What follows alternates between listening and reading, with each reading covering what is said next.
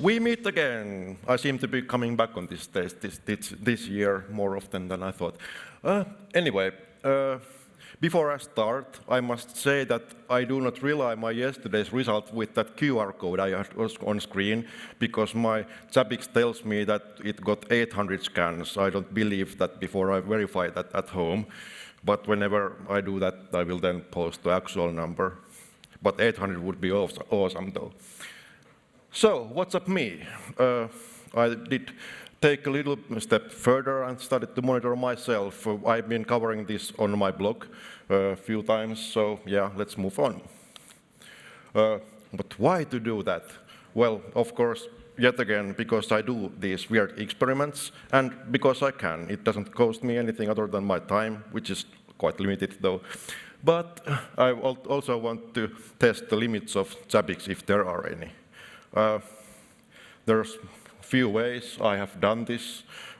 One is that I'm using the Home Assistant integration of iCloud, and then my Zabbix is speaking with Home Assistant. So that way I get some results from my iPhone and Apple Watch. And then I'm also using Cosify. So this way I'm getting statistics about myself, and the history data is easier to go through than with Apple's solution, and I can also combine data from other sources than just iCloud. So, first of all, I can monitor my location. This all began with the discovery that with iOS shortcuts you can kind of send your location or any other data to Zabbix. But then one of my colleagues, thanks Adarsa, he told me that, hey, there's an iCloud integration in Home Assistant.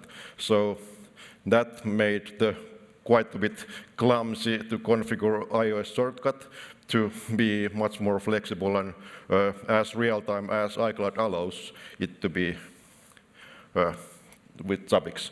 So that way I can see historical data where I have been to. So that's one thing I'm doing.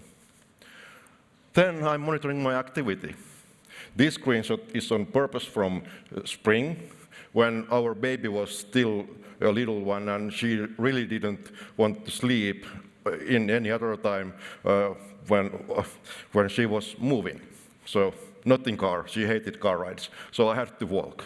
We did stroll quite a lot, like as you can see, 25,000 steps in one day almost. Yeah. But yeah, I get my steps, I get the distance I have moved, all that stuff you get with Apple Watch. Then there's funny bugs, or I don't know, I really cannot figure out if there are bugs or some weird design decisions by Apple, but Zabbix really revealed those to me. For example, while waiting on traffic lights, I just decided what happens when I disable the Bluetooth connection between my phone and car. Well, when I resumed driving, apparently iPhone thought that I'm cycling. So even with my pulse staying around 70 and 40 kilometers per hour speed, it somehow thought I'm cycling suddenly in 1 second after I was driving. Yeah. And then unfortunate limitation in that integration is that, you know, in iPhone you can set those custom focus modes. I was like celebrating already at yay, now I can change my focus mode to be writing WhatsApp home blog or spending time with baby or trying to get baby to sleep, modes like that. But unfortunately it only tells that if focus mode is active or not. It didn't tell its name. That's a shame. Yeah, then as a bonus, it also tells you the battery status of these devices. So are they connected to charger, the battery level, and then all kind of technical details like your GPS accuracy, details like that. So I made one post where I tried to see if my phone battery really is draining faster than it used to be. But that's about the iCloud integration. Then using the data from Cosify, I can then check or guesstimate what's going on in our life. So, for example, what time I arrive to my home office and start working.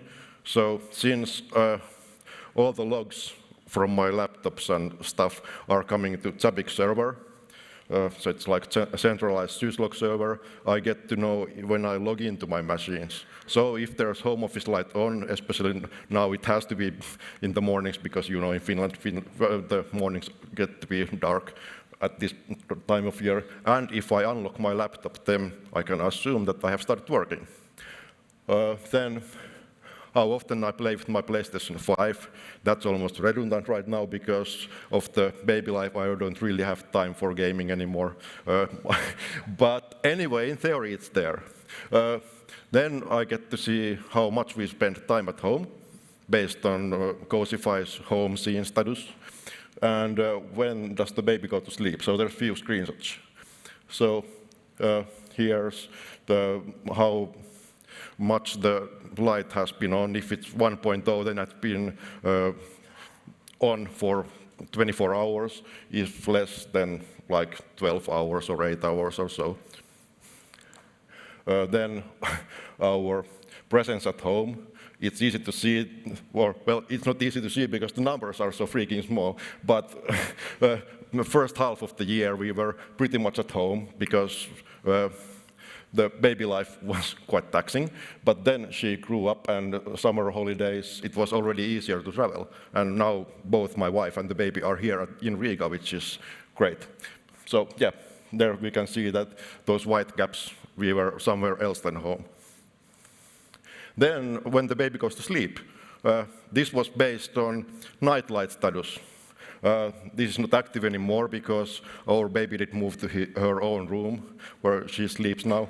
But before, we have Philips Hue light strip in our master bedroom, and there was this dim light setting so we could see during the night when the baby was still sleeping with us. So whenever I went to bedroom and tried to make the baby to sleep, I did turn on the light, and when she woke up, well, light goes off. This is very rosy picture because, of course, when the baby did cry or something in the night, that's not included there, but it shows the time when baby went to bedroom and when she was coming out from there. So yeah, this was a quick one, but if you want more information, same thing than yesterday. Go to Zabbix blog, connect me on LinkedIn, go to my GitHub, which will contain more stuff after this event, and you can also email me if you want. So, thank you. And no, don't go to the party yet. When I made this presentation, I was the last speaker of the evening, but not anymore, so.